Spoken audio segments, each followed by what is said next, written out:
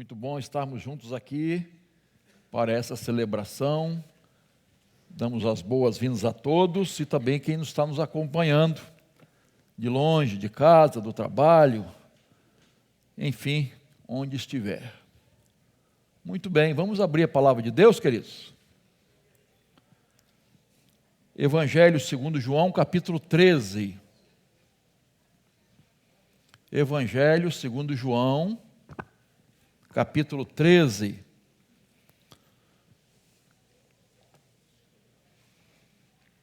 Você que vai acessar aí no celular, comprometa-se a não ver os recados, hein? As mensagens, hein? A tentação de ver quem está fazendo mensagem para você, hein?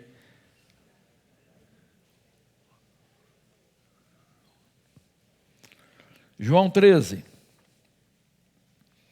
Antes da festa da Páscoa, sabendo Jesus que era chegada a sua hora de passar deste mundo para o Pai, tendo amado os seus que estavam no mundo, amou-os até o fim. Durante a ceia, tendo já o diabo posto no coração de Judas Iscariotes, filho de Simão, que traísse Jesus, sabendo este que o Pai tinha confiado tudo às suas mãos, e que ele tinha vindo de Deus e voltava para Deus, levantou-se da ceia, tirou a vestimenta de cima e, pegando uma toalha, cingiu-se com ela. Em seguida, Jesus pôs água numa bacia e começou a lavar os pés dos discípulos e a enxugá-los com a toalha com que estava cingido. Vamos parar por aí. Nós vamos ver outros versículos, mas eu quero assim meditar com os irmãos hoje, nesse texto muito conhecido, sobre algumas revelações que Jesus fez aqui, neste momento de ceia. E eu estou chamando a ceia de grandes revelações. Vocês sabem muito bem que era Páscoa, e aquela celebração tão importante, quando o povo foi liberto do Egito, naquela manifestação poderosa de Deus, libertando o povo da escravidão, e então era um momento crucial na vida de Jesus, porque estava perto de tomar a cruz. E ele, então, de uma certa forma, vai ter um momento mais prolongado com os discípulos, e eles vão para o cenáculo, né? E aqui, nesses capítulos 13 a 17, Jesus tem esse momento, vamos dizer, a sós com os discípulos, como se ele estivesse assim, tendo um encontro de despedida, o último encontro com os discípulos. Teria depois de ressurreto, enfim, mas ali, né, nesse momento antes da cruz, ele estava ali para dar algumas lições a eles. Então ele celebra a Páscoa, ele institui a ceia do Senhor, ele se revela de uma maneira incomparável o seu amor, ele fala do seu amor profundo, ele faz uma linda oração intercessória, e, enfim, está preparando os discípulos para a sua partida. E vocês sabem que do cenáculo ele sai para o Getsêmani, para aquele jardim que de espremer azeitonas, né? Getsêmani é a ideia de espremer, tirar o azeite, e então ele está ali, nesse momento que antecedia a sua traição, sua prisão, seu julgamento e a sua crucificação. Um momento tenso, um momento difícil para Jesus. E então eu quero assim destacar, e tem muitas lições, irmãos, nesses capítulos que eu acabei de citar, tem muitas lições maravilhosas, e é até um pecado, vamos dizer assim, destacar só 3, que eu vou destacar, né? Mas vou destacar só 3, hoje. E a primeira que eu destaco aqui, primeira revelação, primeiro ensino de Jesus ali, no cenáculo, nesse momento de despedida com os discípulos, ele nos revela que nós não alcançaremos seus desígnios, seus propósitos, por sermos limitados, muito limitados. Ele nos mostra que nem sempre nós vamos alcançar seus propósitos, seus desígnios. Como Isaías diz, pensamentos de Deus, as ações de Deus, aquilo que Deus faz, aquilo que Deus pretende. E o verso 7, veja aí, é que diz isso. Jesus respondeu: o que eu faço, você compreende, mas vai entender depois. É interessante essa palavra de Jesus, porque ele está falando para quem, irmãos? Para Pedro. Pedro, tá? Então, o contexto aí é o lava-pés dos discípulos. E você sabe que Pedro não concordou muito. De vez em quando Pedro dava uma dessa assim, né? De achar que Jesus estava errado, né? Então, na sua maneira de ser, então, ele não entende isso, como é que o Rei dos Reis, Senhor dos Senhores, o Criador de todas as coisas, o Mestre, vai fazer serviço de um escravo, vai lavar nossos pés, o meu não, os meus, né? Não. Pedro teve essa reação. Mas Pedro não estava alcançando o que Jesus pretendia ensinar. Na sua mente era só um ritual de lava-pés comum, natural, que acontecia. Mas Jesus tinha algo muito mais profundo para ensinar com isso. Jesus ia falar de uma lavagem espiritual, algo muito mais importante. Jesus ia fazer uma revelação profunda sobre a vida cristã. E Pedro, repito, não estava entendendo o agir de Jesus. E como disse, tentou até impedir. Verso 8. Senhor, nunca lavará os meus pés. O Senhor não vai lavar os meus pés. Ao que Jesus respondeu: se eu não lavar, você não terá parte comigo. Irmãos, eu quero parar aqui um pouquinho, só para destacar isso, que nós já sabemos, que nem sempre nós vamos entender e alcançar aquilo que Deus faz. A gente sempre está falando isso, né, irmãos? Mas é tão necessário a gente estar lembrando disso, nas situações que nós vivenciamos. Hoje, por exemplo, né, o que eu faço você não está entendendo agora, mas você vai entender depois. A gente às vezes não alcança os propósitos, os caminhos, aquilo que Deus quer e está fazendo, os desígnios de Deus. A gente não alcança. Por quê? Nossa visão terrena, nossa visão de aqui e agora, imediato, né? Nós somos imediatistas, queremos tudo para ontem. Tem que ser assim, é assim. Eu estou preparando um sermão das vezes que a Bíblia nos ensina, nos mostra, quando Deus disse não. Há vários servos de Deus, Deus disse não. Por quê? Mas né, hoje não vou tratar disso não, tá?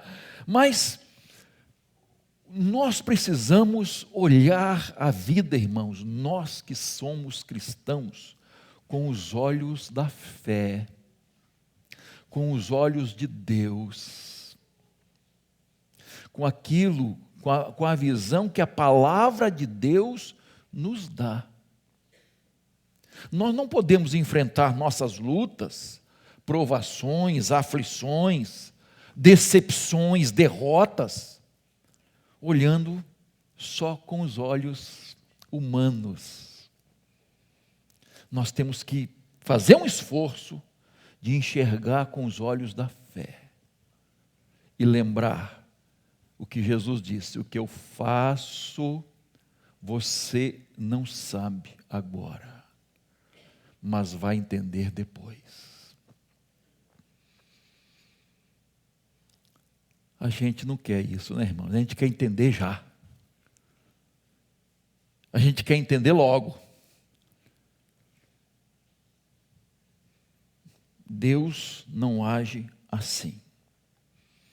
Vem sobre nós tristeza, luto, desânimo, tantas coisas que vêm à minha vida, à sua vida, à nossa família, no mundo, no nosso país, no Rio de Janeiro, tanta coisa acontecendo. E a gente precisa entender que Jesus está no trono e que o trono do Senhor jamais é abalado. Nada surpreende o Senhor. O Senhor sabe o que vai acontecer até o final do ano? Sabe. Ano que vem? Sabe. Daqui a 10 anos? Sabe.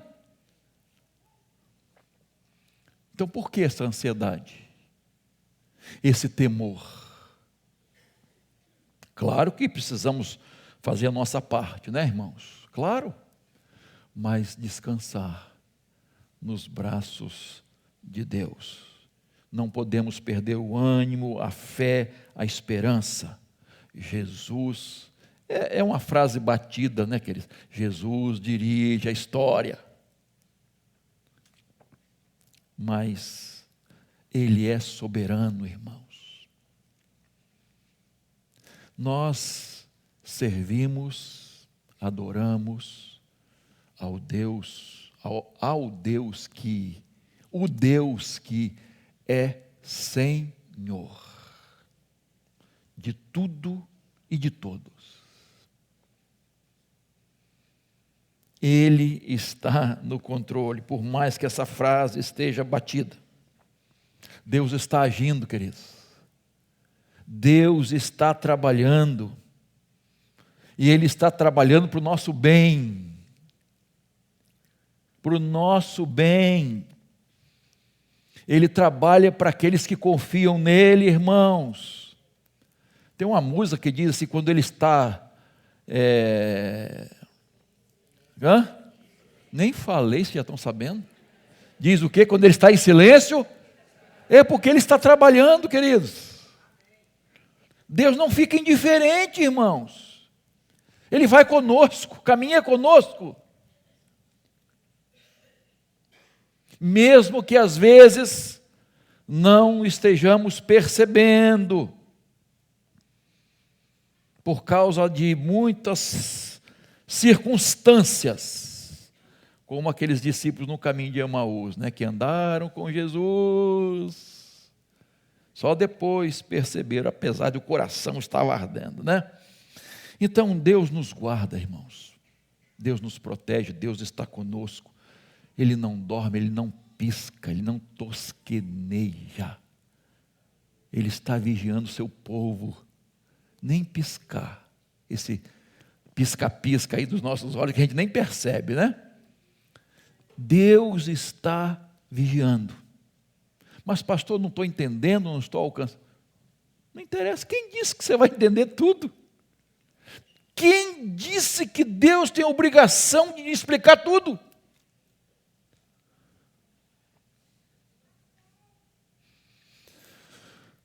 O que eu faço, tu não sabes, agora você não sabe, mas saberá depois.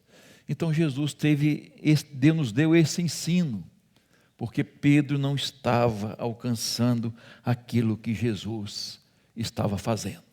Amém? Segunda grande revelação que eu quero destacar aqui na ceia, está aqui no verso 2, que diz assim: durante a ceia, tendo já o diabo posto no coração de Judas Iscariotes, filho de Simão, que traísse Jesus, verso 21 e 22 agora. Depois de dizer isso, Jesus se angustiou em espírito e afirmou: em verdade lhes digo, que um de vocês vai me trair. Então os discípulos olharam uns para os outros, sem saber a quem ele se referia. É muito interessante isso aqui, irmãos, a gente sabe disso, né? Mas o que eu quero destacar aqui, queridos, é que nós precisamos entender que vamos conviver com pessoas dentro das igrejas sem conversão. Pessoas sem conversão. E aqui não está nenhum toque de orgulho de alguém, por favor. De se achar, tá? É muito importante isso. Mas há uma realidade que nós vemos no povo de Israel, na sua trajetória toda no deserto, enfim, quando tomaram posse da terra prometida, junto aos discípulos, nas igrejas, olha, até Apocalipse, você vai ver isso, essa questão sendo abordada, de pessoas infiltradas, pessoas não convertidas dentro das igrejas. E entre os 12, tinha um que conviveu com Jesus mais ou menos 3 anos. E ele não era convertido. Ele viu os milagres de Jesus.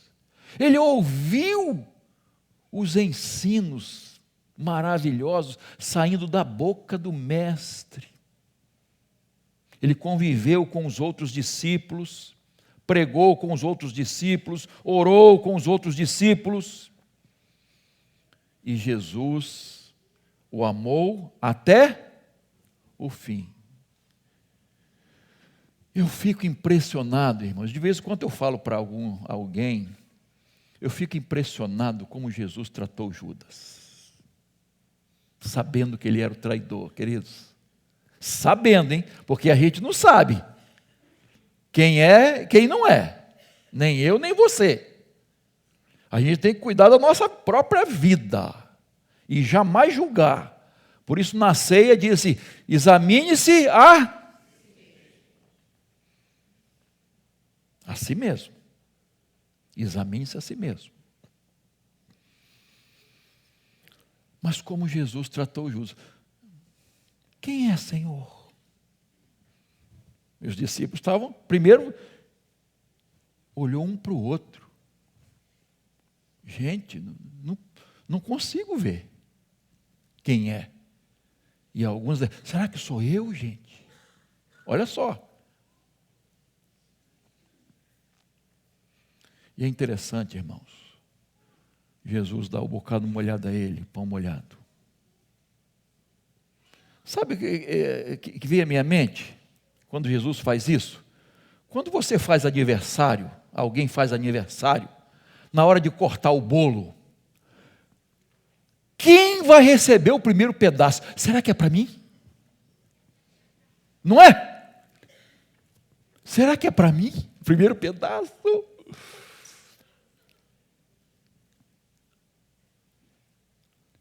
foi para Judas.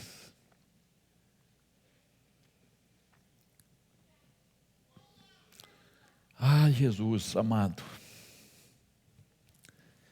Difícil entender o amor de Jesus. Às vezes a gente fica com ódio, irmãos. Deixa o ódio tomar conta do coração. Deseja a morte dos outros. Há um sentimento de vingança. Vingança. Que morra logo. Eu também tenho, irmãos. Olha que eu gostaria de ver a morte de alguns. Estou confessando aos irmãos. Estou confessando. Senhor, leva logo esse traste. Tira daqui do meio da gente. Não é com relação aos irmãos não, por favor, hein? Mas às vezes a gente vê tanta coisa, irmãos. E ouve tanta coisa e assiste, que nosso coração, por isso que lá em casa a Rosana sabe, eu falei, não quero assistir mais notícia. Às vezes eu fico um pouquinho que ela gosta demais, sabe de tudo, né? Ela é meu setor de informações. Mas não faz bem ao meu coração não, irmãos. Não faz bem ao meu coração, não. E aí eu vejo Judas, Jesus sabendo o que ele ia fazer, Jesus dá um bocado molhado a ele, Jesus vê ele participando da ceia. Porque tem gente que quer forçar a barra, dizendo, não, Judas não participou da ceia, ele saiu. Ele saiu depois. Jesus lavou os pés de Judas.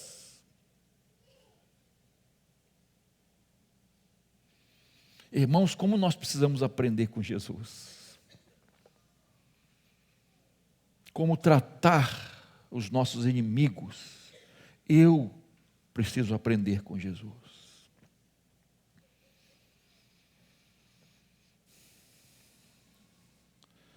Mas Judas está mostrando ali, irmãos, que há pessoas não convertidas dentro da igreja, dentro das igrejas. Judas não nasceu de novo. Jesus não entrou no coração de Judas, isto é, Judas não convidou Jesus para entrar no seu coração. Quem entrou no coração de Judas? O diabo. O diabo entrou no coração de Judas. Ele abriu o seu coração para Satanás. Então a vida de Judas nos ensina que quão longe uma pessoa pode ir dizendo-se cristã sem ser verdadeiramente convertida. Que envolver-se com as coisas de Deus não significa envolver-se com Deus. Que ser membro da igreja não significa automaticamente estar com o seu nome arrolado no livro da vida. Ser discípulo e discípula de Jesus. Judas nos ensina que privilégios espirituais sem a graça de Deus não garante a salvação, queridos. Não importa quantos anos é membro da igreja, como ser super religioso ou religiosa a pessoa, pode ser pastor, diácono, diaconisa, pastora, bispo, pode ser qualquer coisa. Mas sem experiência, né? E hoje à noite a cantada é sobre experiência com Deus, sem experiência de conversão, de novo nascimento, não faz parte da família de Deus, da igreja de Jesus Cristo. Então a vida de Judas é um alerta para todos nós. Não adianta só conhecer a verdade, não adianta só ouvir a palavra de Deus, não adianta só professar uma fé, só de gogó, não adianta. Não adianta nem usar o nome de Jesus. Aí em Mateus 7, a gente vê isso. Mas em teu nome, Senhor, não adianta nem usar o nome de Jesus. Só chorar, se emocionar, se arrepiar, tudo isso pode acontecer sem uma experiência real de conversão. Sem novo nascimento. Sem fruto do Espírito Santo. Precisamos obedecer a palavra de Deus, nos submeter a Jesus, ser realmente salvo, transformado, santificado. Judas era ladrão, amava o dinheiro, era hipócrita, tinha uma vida aparente. Judas é o tipo de pessoa que está acima de qualquer suspeita. Estava, acima de qualquer suspeita. Era mais fácil pensar que um deles, eu mesmo posso trair Jesus, do que achar que Judas era o traidor. Mas não era um salvo em Cristo Jesus. Agora, veja o verso 21. Jesus se angustiou em espírito e afirmou: um de vocês vai me trair. Em verdade, um de vocês. Essa palavra angustiou em espírito, turbou-se em espírito. Eu aprendo aqui, irmãos, que Deus não é passivo diante das conspirações na terra. Deus é santo e justo. E Ele não reage da mesma maneira ao bem e ao mal, à verdade e à mentira. Deus não tolera pecado. Ele se ira com o pecado. Ele fica angustiado com o mal. Então, meu irmão, minha irmã, se o mal não produz ira sem pecar, tá? Aquela ira, que todo dia falamos sobre isso, né? Se o mal não produz ira, insatisfação, angústia em nosso coração, nós precisamos rever nossa fé. Nós precisamos rever nossa experiência com Deus.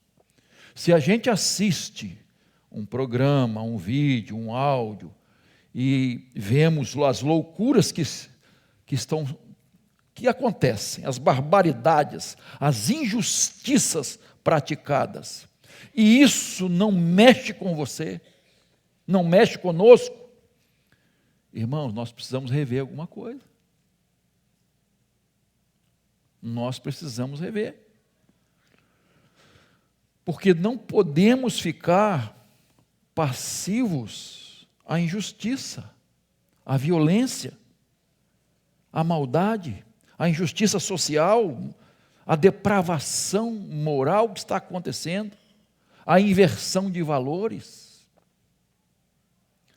o ataque à família, a crianças, o que pretendem se fazer, a mentira, a corrupção. Nós não podemos ficar passivos. Isso tem que provocar algo em nós. Isto é, uma insatisfação.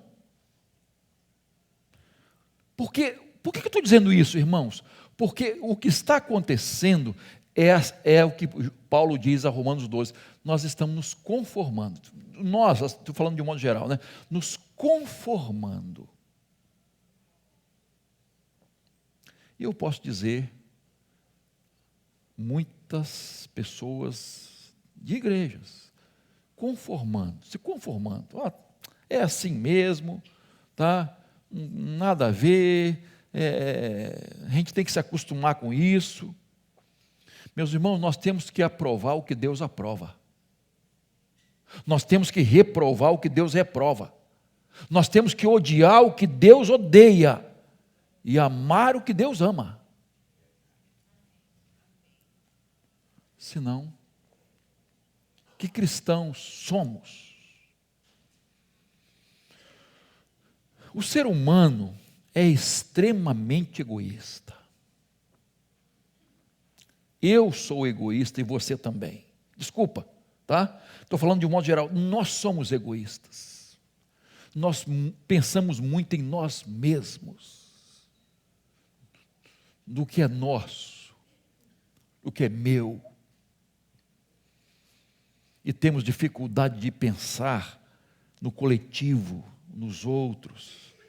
Lembra de quando eu falei de Ezequias? Se no meu tempo está tudo bem, né? Então não importa se a minha geração vai ser escravizada. Meu Jesus, não se preocupou com os filhos, com o futuro dos filhos. Importante eu estar bem. E às vezes, nesse egoísmo, olhando só para o nosso umbigo, nós cometemos erros gravíssimos. Eu vou dar só um exemplo. Um exemplo para os torcedores de times de futebol aqui, que tem a maioria absoluta. Você já reparou que às vezes, não estou generalizando não, hein? A pessoa fica passiva se o seu time, vamos dizer, num final de campeonato, né? Ela fica passiva se o seu time ganha o campeonato com um gol ilegal. É ou não é? Se o juiz errou para o benefício do meu time, não foi nada. E a gente ignora as faltas, não é? No time adversário, mas no nosso time foi uma tragédia. Então, o ser humano é muito egoísta e às vezes fica passivo com o que é errado, ganhou um campeonato com um gol ilegal, mas está satisfeito. Não tem problema. O importante é ganhar o campeonato.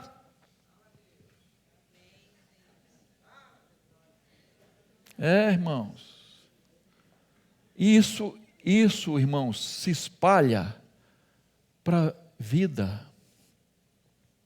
Para a vida. Por exemplo, nós estamos vivendo hoje, nesses últimos dias, a questão das urnas eletrônicas. Irmãos, que a verdade seja vista. Verdade. E a gente se contentar com a verdade, perdendo ou ganhando, irmãos. Não vamos torcer para a coisa ficar camuflada. A verdade. Nós torcemos para a verdade. Que a verdade apareça.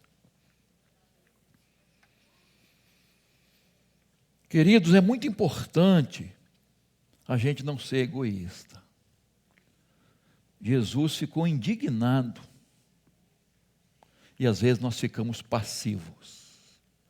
Passivos no que está acontecendo. Antigamente se falava, hoje a juventude não sabe mais, né? O Gerson. A lei do Gerson, né, Heraldo? Como é que é a lei do Gerson? Levar vantagem em tudo. Não importa. Eu quero levar vantagem em tudo. O fim justifica os... Que isso, irmãos? Isso não pode acontecer dentro da igreja. E a gente tem que lutar contra isso, irmãos. Independentemente de qualquer coisa. Romanos capítulo 1, verso 32, diz assim: embora conheçam a sentença de Deus, de que os que praticam tais coisas são passíveis de morte, eles não somente as fazem, mas também aprovam os que as praticam. Ainda em Romanos, capítulo 14, verso 22, a parte B, diz assim: bem-aventurado aquele que não se condena naquilo que aprova.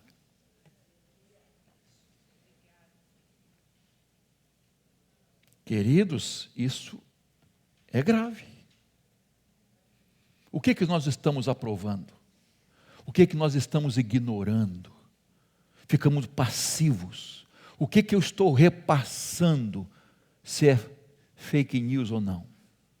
Não importa, mas se é daquilo que eu concordo, eu vou repassar, não tem problema. Olha só, se é para o meu lado, não tem problema, não quero nem saber se é verdade ou não. E o que tem de troço montado aí, irmãos, olha, é escandaloso. É escandaloso. Então eu preciso ter cuidado com aquilo que eu aprovo, que eu curto, que eu dou lá o tininho de rosca e tal, né? Enfim, eu preciso ter cuidado. Não posso aceitar passivamente. Judas Iscariotes nos lembra que há pessoas não convertidas dentro das igrejas, que não foram salvas. A parábola de Jesus do trigo e do joio. O inimigo foi lá e semeou o joio. Você sabe? Vamos arrancar. Você vai arrancar trigo pensando que é joio. Porque nós não sabemos. Eu não sei a vida de vocês. Eu sei a minha com Deus. Ah, pastor, mas pelos frutos se conhece. Eu sei que a Bíblia diz assim. Mas quem conhece lá as intenções do coração, profundamente, só Deus, irmãos. E isso só será revelado, em muitos casos, quando? No dia do juízo final. Tem gente que está fazendo barbaridades, está achando que está abafando. Está abafando, tranquilo. Vai chegar um dia de prestação de contas, que a fatura vai chegar. E a Bíblia diz: cada um vai dar contas de si mesmo a Deus, da sua vida, do que fez com a sua vida, com aquilo que Deus te deu, me deu, nossos dons, nossos talentos, o dinheiro, a riqueza. O que fizemos com o que Deus nos deu? Deus tenha misericórdia de nós. Mas a última lição que eu quero destacar aqui, na ceia, há uma outra grande revelação no verso 17. Fala da natureza da verdadeira felicidade. Veja aí. Verso 17. Se vocês sabem estas coisas, bem-aventurados serão se as praticarem. Bem-aventurados, isto é, feliz, felicidade completa, felicidade abundante, vida abundante, extrema felicidade. Felicidade verdadeira, irmão, é um resultado de uma vida totalmente entregue a Deus, em comunhão com Deus.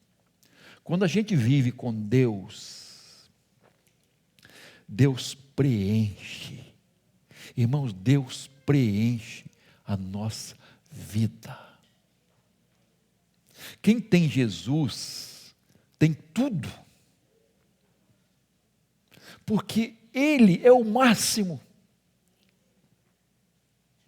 Nós não temos carência de nada, porque a vida com Deus é incomparável. Mas pastor, e as coisas materiais, as circunstâncias? Meu irmão, minha irmã, a gente enfrenta. Com Jesus a gente enfrenta. E não deixamos de desfrutar da felicidade, da paz, da vida cheia, plena, plena. Mesmo enfrentando lutas e dificuldades. Então, no cenáculo aqui, irmãos, na celebração da ceia, Jesus fala de 3 verdades sobre bem-aventurança, sobre felicidade. Então veja aí, verso 4 e 5, levantou-se da ceia, tirou as vestimentas de cima e pegando uma toalha, cingiu-se com ela. Verso 5, em seguida Jesus pôs água numa bacia e começou a lavar os pés dos discípulos e a enxugá-los com a toalha com que estava cingido. A primeira lição sobre verdadeira felicidade que eu entendo aqui é humildade. Humildade, irmãos. Jesus quis deixar essa lição maravilhosa para os seus discípulos. Para eles, primeiro plano, e para nós, claro, lavar os pés dos outros. Vocês têm que fazer o mesmo. Será que nós estaríamos dispostos, irmãos, a lavar os pés dos outros? A ser humilde suficientemente para lavar os pés, talvez fedorentos, sujos, com unha encravada, esporão. Esporão dá no pé, dá, né? Esporão, essas coisas. Você vai lavar com chulé?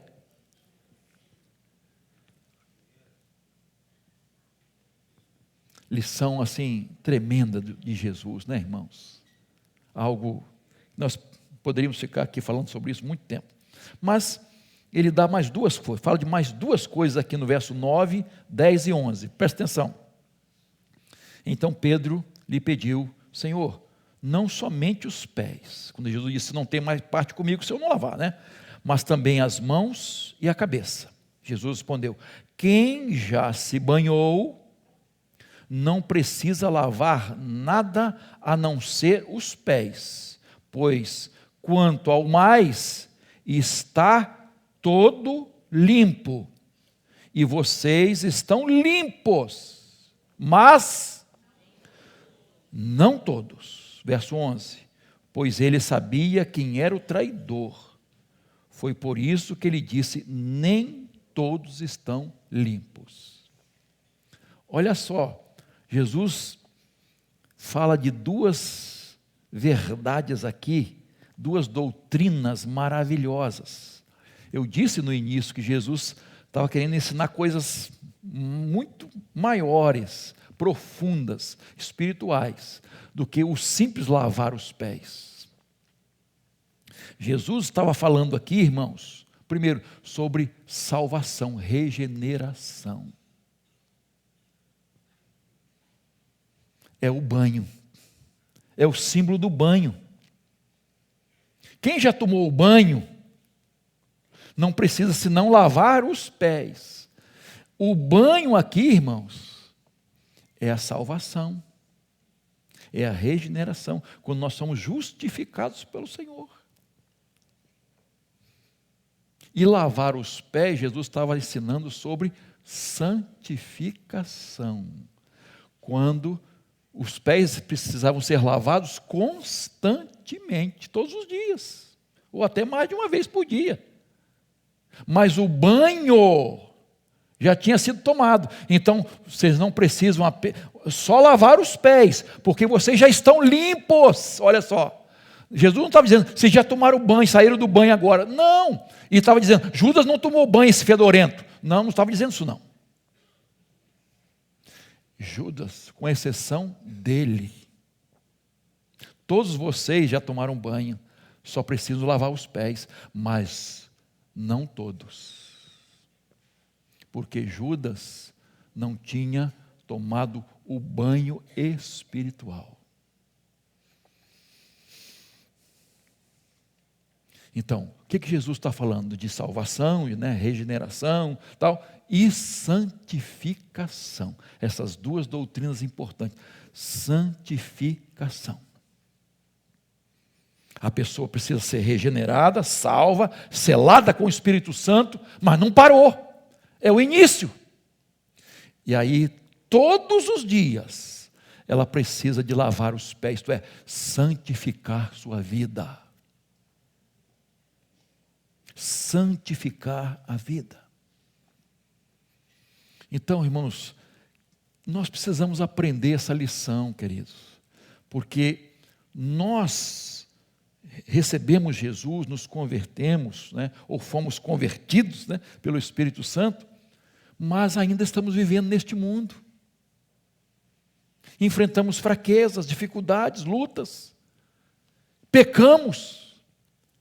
Então somos salvos, mas somos pecadores salvos por Jesus, que não vai fazer do pecado o quê? Aquele que é nascido de Deus, não permanece na prática do pecado. 1 João, não permanece. Pecado costumeiro, contumaz. Não.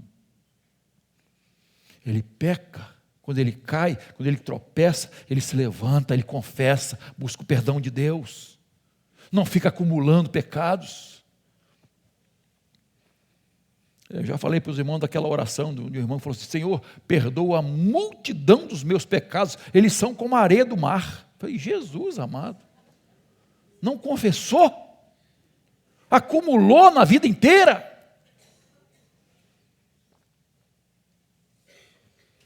Confessar, buscar o perdão, mediante o quê? Um verdadeiro arrependimento. Não é só de gogó. Verdadeiro arrependimento. Então, queridos, é muito importante a gente entender isso. Por exemplo, isso pode ser assim ilustrado quando a pessoa é batizada, né? Daqui a domingo que vem, vou ter batismo, né? Domingo que vem. Uma pessoa é batizada, o batismo é um símbolo da salvação. Eu morri para o mundo e ressurgi para uma nova vida. Símbolo da salvação. Foi batizada, a pessoa foi batizada.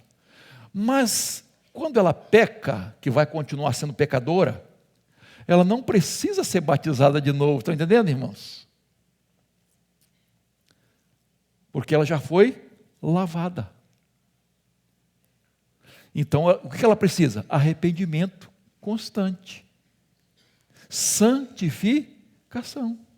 Não é? Senão ia ter batismo toda semana. Todo domingo vamos ter batismo aqui, irmãos. Começar pelo pastor.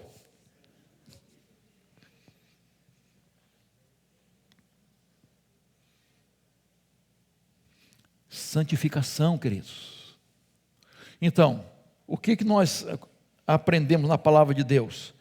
Que na nossa conversão verdadeira, nós somos regenerados, somos justificados.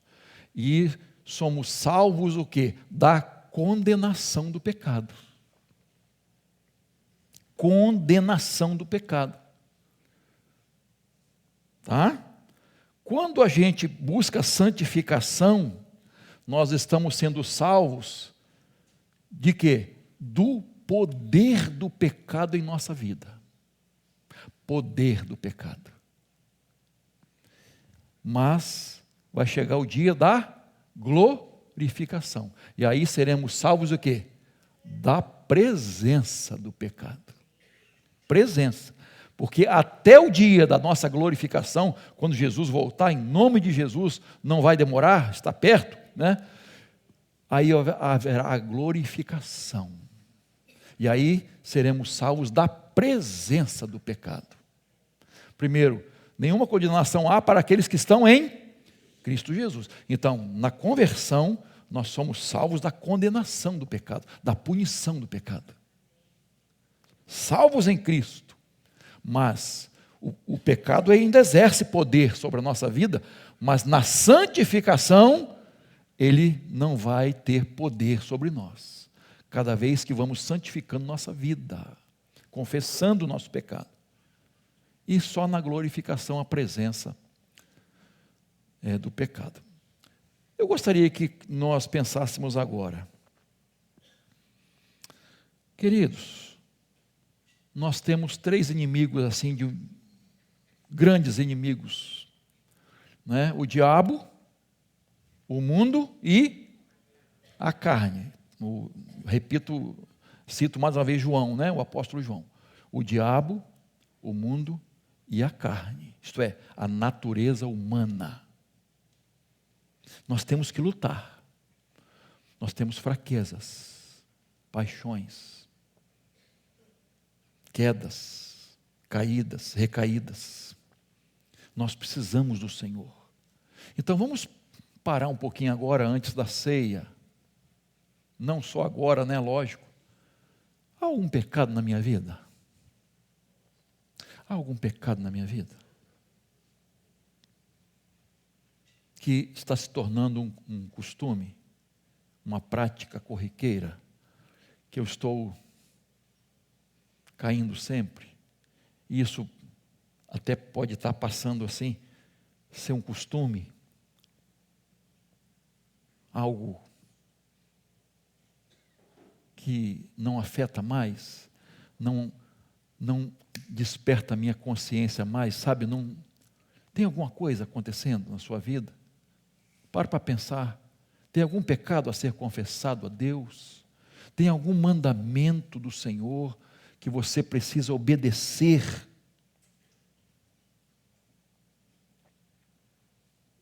Tem perdão a conceder a alguém? A pedir a alguém?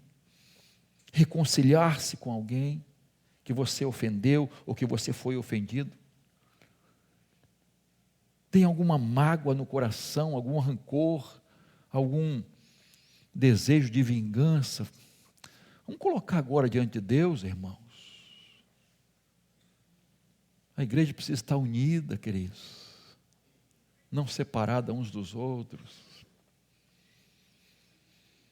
Jesus morreu na cruz para derrubar as barreiras. Então, não deixe que barreiras impeçam a sua comunhão com Deus e com os irmãos. Confesse a Jesus. Nós vimos essas 3 lições maravilhosas, nem sempre alcançamos os propósitos de Deus, não entendemos, somos muito limitados.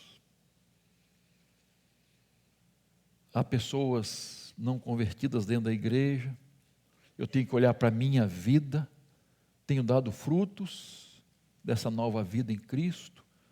Tenho demonstrado frutos do Espírito Santo. Eu tenho que olhar para a minha vida e fazer uma análise da minha felicidade. Eu sou feliz, graças a Deus, somos felizes em Cristo. Somos humildes para reconhecer nossos erros, para buscar a salvação em Cristo Jesus, a regeneração, nascer de novo, e quero cada dia buscar a santificação, e esse relacionamento cada vez mais íntimo com Deus, essa experiência cada vez mais íntima com o Senhor, me trará cada dia felicidade, porque ela vem de dentro de nós, com Jesus. Ore ao Senhor neste momento, coloque a sua vida no altar de Deus. Se for preciso confessar, confessa. Se for preciso pedir forças para resolver algumas questões pendentes, peça a Deus forças para você tomar iniciativa, ser humilde e ficar com o seu coração em paz.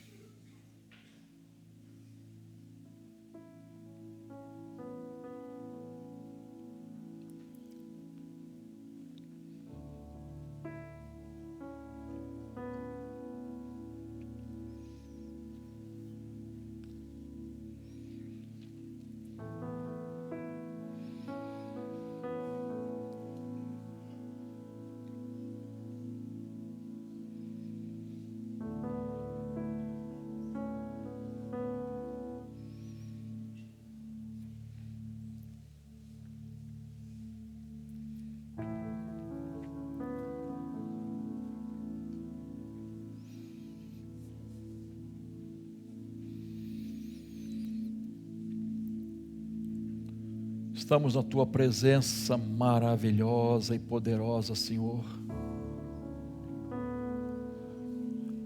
Que o Teu Espírito continue ministrando em cada coração nesta manhã, Senhor. Quebrando barreiras, eliminando do nosso coração qualquer amargura, ódio, rancor, desejo de vingança. Ó Deus, como somos falhos e fracos, mas pedimos, Pai, pela Tua graça, pela Tua misericórdia, pelo Teu amor. Só assim podemos nos aproximar desta mesa para ceiar na Tua presença, para celebrar a morte e a ressurreição de Jesus,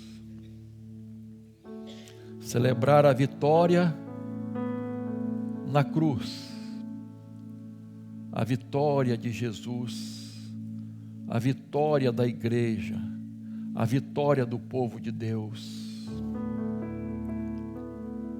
Ó Senhor, venha sobre nós o Teu Espírito, capacita-nos, fortalece-nos, para que este seja um momento de comunhão contigo e comunhão uns com os outros, que nada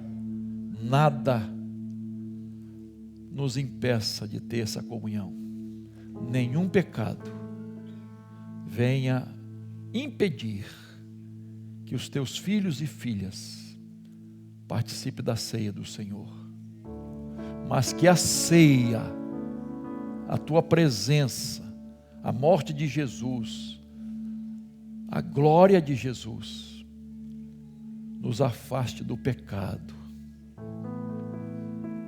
Ó Deus, auxilia-nos aqui, ajuda-nos, abençoa-nos. Oramos sem qualquer méritos, mas pelos méritos de Jesus, o nosso Salvador. Em nome dele nós oramos e Te agradecemos por esse momento de celebração da ceia do Senhor. Amém.